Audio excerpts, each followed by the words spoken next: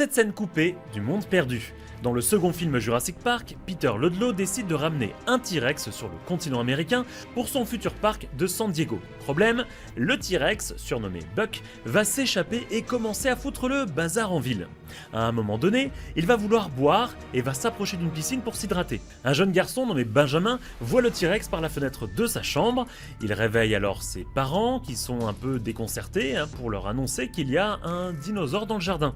Lorsque les parents entrent dans la chambre de l'enfant, ils sont stupéfaits de voir en effet qu'il y a bien un T-Rex, mais en plus de ça, qu'il est en train de manger leur chien.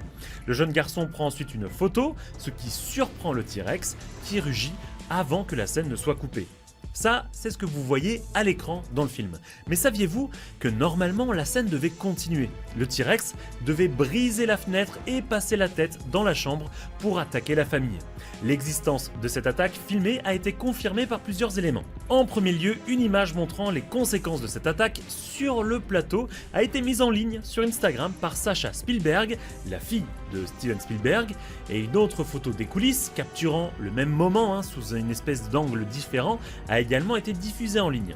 De plus, Matt Winston, le fils du spécialiste des effets spéciaux, Stan Winston, que vous connaissez sûrement, a confirmé dans un email envoyé au podcast Jurassic Cast en 2014 que cette scène avait été bien filmée à 100%.